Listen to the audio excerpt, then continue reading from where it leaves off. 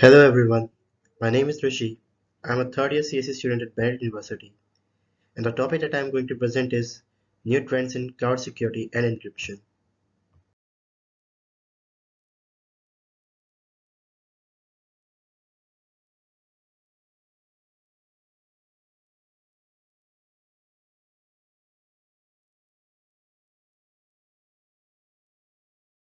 What is cloud computing? Simply put, cloud computing is a delivery of computing services, including servers, storage, databases, networking, software, analytics, and intelligence, over the internet, that is the cloud, to offer faster innovation, flexible resources, and economies of scale. Users typically pay only for cloud services they use, helping the operating costs, run infrastructure more efficiently, and scale as business needs change. So, who is cloud computing for? Anything that involves storing and processing huge volumes of data at high speeds and requires more storage and computing capacity than most organizations can or are willing to purchase and deploy on premises is a target for cloud computing. For example, streaming audio and video, big data analytics, IoT, artificial intelligence, for development teams adopting agile or DevOps. So, who is cloud computing for in terms of security? Earlier, cloud computing used to make sense before company security was weak, or was missing features, or was below average. But now, the security services offered by cloud service providers are even getting better than on-premises security solutions. According to a study by security software provider McAfee, 52% of companies experience better security in cloud compared to on-premises. Another study by Gartner predicts that by this year, cloud workloads will experience 60% lesser security incidents compared to traditional data centers.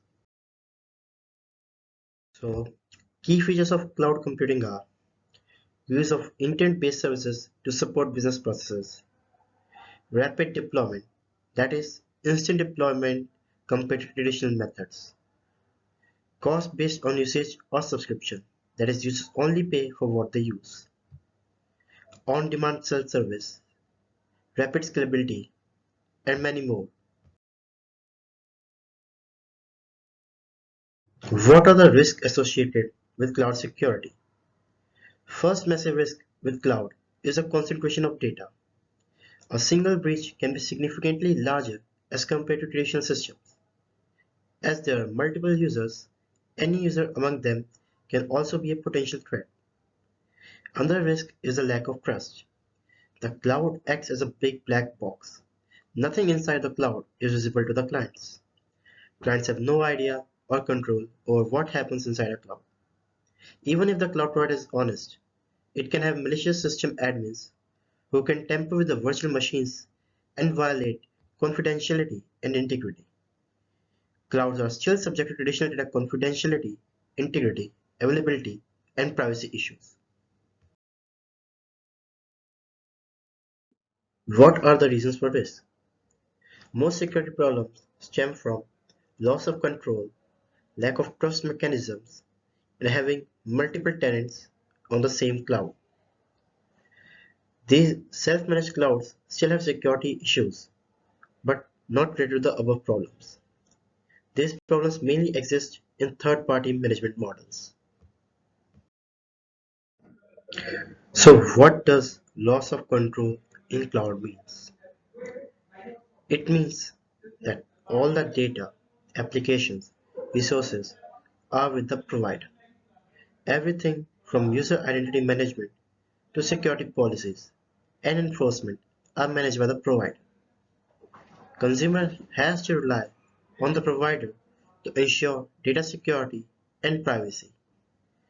Resource availability, monitoring, and repairing of services and resources are also handled by the cloud provider. So what are the multi-tenancy issues in the cloud? Tenants share a pool and they may have opposing goals. This may lead to attacks on the cloud infrastructure. Another threat is that it is very easy for an attacker to infiltrate. As everyone shares the same physical infrastructure, it is possible that an attacker can be on the same machine as a target. So the issues that we have to deal with is, how does multi-tenancy deal with conflict of interest? Can tenants get along together and play nicely? And if they can't, how can we isolate them? So lack of trust includes two factors: confidentiality and integrity. The confidentiality risks include: will the sensitive data stored on a cloud remain confidential? Will cloud compromises leak confidential client data? Will the cloud provider itself be honest and won't peek into the data? The risks related to integrity include: how do I know that a cloud provider is doing computations correctly? How do I ensure that a cloud provider really stored my data without tampering with it? One of the most popular solutions for solving our problem is use of cloud cryptography. So cloud cryptography is the use of encryption that safeguards data stored within the cloud. Several measures are being placed within cloud cryptography, which adds a strong layer of protection to secure data to avoid being breached, hacked, or affected by malware. Any data hosted by cloud providers are secured with encryption, permitting users to access shared cloud services securely and conveniently. Now, we come to the fact that what are the advantages of cloud cryptography? The first advantage is that the data remains private for the users. This reduces risk of cybercrime.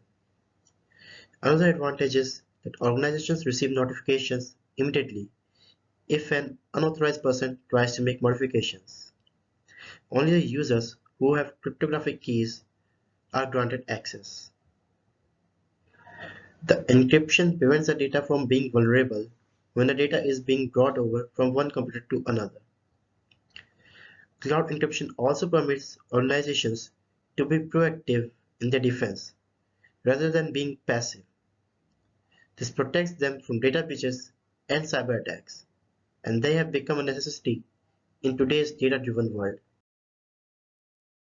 How does cloud cryptography in the cloud work? So one of the methods is to pre-encrypt the data which is synced with the cloud.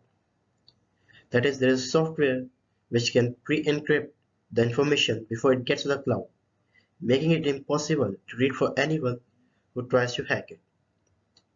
Another approach is using end-to-end encryption. Senders and receivers both send encrypted messages, whereby they are the only ones who can read them. Third method is file encryption. File encryption occurs when the data is at rest. Data is encrypted so that if an unauthorized person tries to intercept a file, they will not be able to access the data it holds. And the final method is full disk encryption. When any files are saved on an external drive, the whole drive is automatically encrypted. This is a key method to secure hard drives on computers.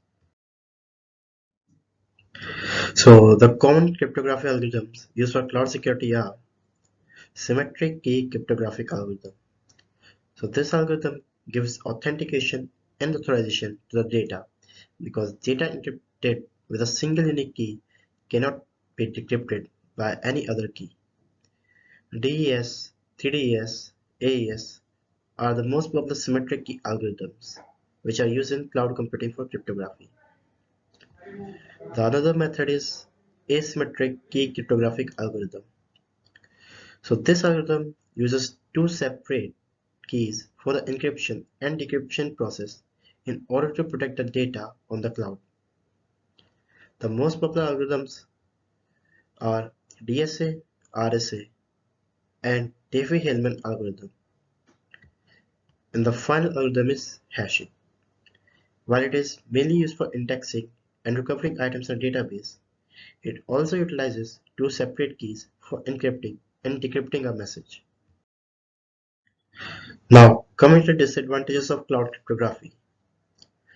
Cloud cryptography only grants limited security to the data which is already in transit. It needs highly advanced systems to maintain encrypted data. The systems must be scalable enough to upgrade, which adds to the involved expenses. Overprotective measures can create difficulties for organizations when recovering data. Thank you.